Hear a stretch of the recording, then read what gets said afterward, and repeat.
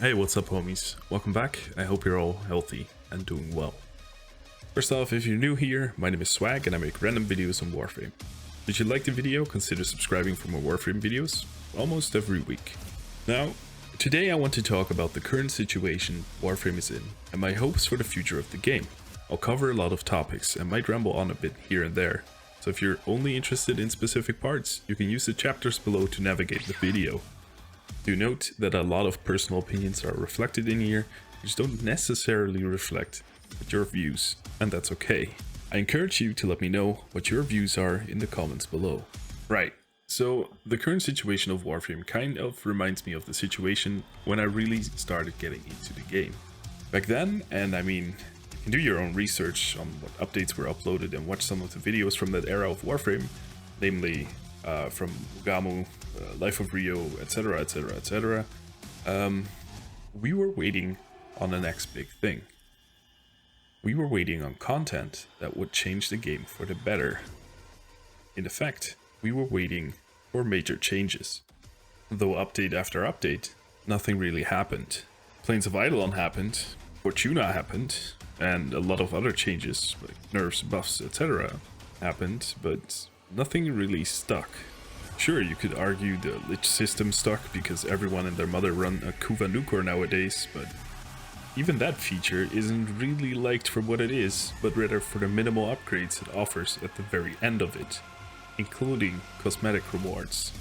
2020 and 2021 kind of feel the same, not gonna lie. Though vastly improved in both graphics, performance, and the evolution of Warframes in general, nothing really happened in the last few months to even a year. So what did we actually get? In 2020, we got Warframe revised, some cutscenes for the new war questline, self-damage got removed, we got Operation Scarlet Spear, Railjack revisited, another Nightwave, the Deadlock Protocol, the Steel Path, the Heart of Deimos, along with Necromax and new pets, and right at the end of the year, we got Orphix Venom. In 2021, so far, we got Star Days, which was supposed to be an event, but wasn't, the Corpus Proxima in March, and we're currently between Call of the Tempestari and Sisters of Parvos, which should finally bring the Corpus Lich / Queen Pin system, but let's just wait until it's actually here.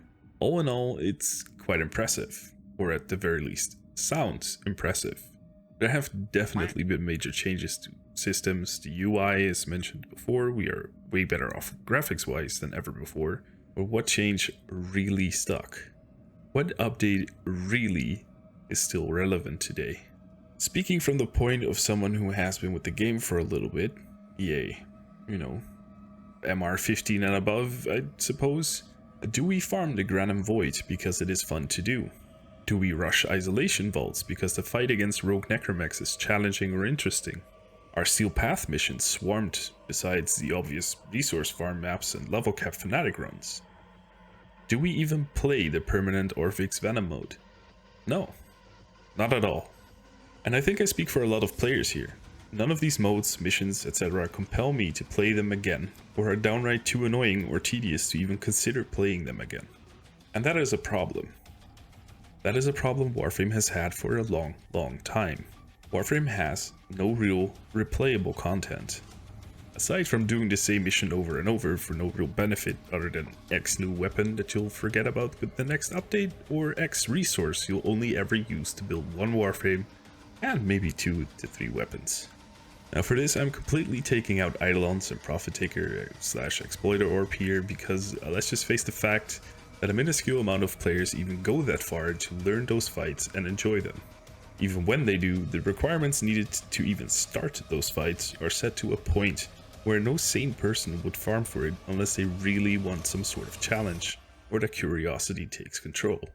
Speaking of boss fights, I hope the new war and eventually the Duviri Paradox will expand on new bosses and hopefully even a whole new bossing system. I just can't understand why there aren't random challenges or boss fights on open worlds, for example. You have all this space, and when you start out on a new open world, you tend to spend a lot of time there. Be that because you have to progress, or to farm resources for items / warframes, etc. course you have the thumpers and you have exploiter orb appearances, but those can hardly be considered random appearances. I certainly hope that, should we get new boss fights, that these bosses won't be the cheesable pushovers we have now, but require some actual skill, maybe teamwork even. But alas, these are my hopes and wants, and I respect that not everyone wants this. With all that said, as mentioned before, it just feels like we're waiting on the next big thing again. Be that Sisters of Parvos or hopefully the new war that is supposed to finally come out this year. When the prologues were released, and with the constant attention and effort spent on Railjack, you might get the feeling that the latest, smaller updates are leading, or rather tying into, the overall experience we could get when the new war questline gets released. The community is completely split on this though. Group 1 thinks that everything ties together as a preparation for what we're about to face. Group 2 thinks that the recent updates have nothing to do with it. Group 3 doesn't care, because the new war has now been delayed up to a point where no one even cares anymore. The thing is, my hopes are that all of these smaller updates we complained about and felt disappointed by lead to an amazing update and questline. While quite honestly, more on the side of Group 3, I haven't fully given up hope yet that DE can steer this thing around and surprise its player base. Especially with amazing people like Ludens, Lifewater, Nash Prime and Cephalon Jizo, of whom their own and their community's ideas are, simply put, incredible. Some of the improvement suggestions I've read are incredibly well thought out, or would simply give us more variety in game while keeping the core gameplay pretty much the same. If you're interested in reading some of those ideas or watch videos on those ideas, I've linked them all below for convenient switching. And what I mean with amazing update doesn't necessarily mean that it has to be big. If an update contains enough fixes for major problems that have existed for a long time, and brings new content that is enjoyable and digestible, then that is an amazing update in my books. In my opinion, Warframe doesn't need the big wow factor anymore. Warframe itself is the wow factor. It's time to solidify that wow factor and overhaul the gore gameplay to perfect the experience for both new players and existing players. The whole thing is, Warframe is an amazing game. Yes, I have videos called Why Warframe Sucks, but in essence, it's a unique game with unique problems that need to be addressed, and I wouldn't criticize the game if I wouldn't love it for what it is. There's no point in criticizing something you don't like, because there's no improvement to be gained. So in a nutshell, what are my hopes and expectations for future updates? Number 1, updates throughout the year that eventually lead to a solid reveal of the new war. Meaning they tie into each other and basically function like missing pieces of the puzzle. While these kind of updates are generally considered to be lackluster, if the end product is solid, I'd say it's worth it. Number 2, more community involvement when it comes to prioritization of issues. Lately, the community hasn't had a solid involvement in improvements or issues in general, and I hope DE notices this. Number 3, a non-copy-paste LICH system. I expect Corpus Liches, or rather Queen Pins, to function quite differently than Kuva Liches do. After all, they are different factions and have other values, hierarchies, etc. Number 4, less focus on cosmetics in DEVSTREAMs. Well, I know, and we all know, DE is a company, and companies need to make money. Having 30 minutes of an hour-long DEVSTREAM be about cosmetics, though, is ridiculous and really shouldn't be the main focus. Number 5, a more involvement with the Twitch community. DE needs to step up their game when it comes to Twitch. The numbers right now are laughable, and other than being a game that makes interacting with your chat easy, because the gameplay is quite brain dead to get through, there is no incentive to really stream the game. Now let me draw a comparison for you guys. Streaming Warframe feels like doing the dishes while talking to chat. There just isn't much going on.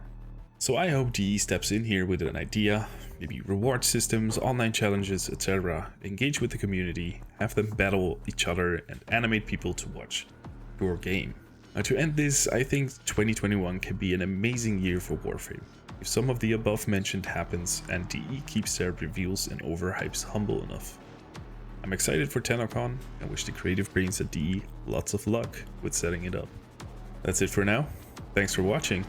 Do like the video if you did like it, subscribe for more videos like this and other random videos on Warframe. The next videos will contain some longer podcast style videos with a bunch of creators, which I'm insanely excited about, so stay tuned. Stay safe out there, Tenno. Later.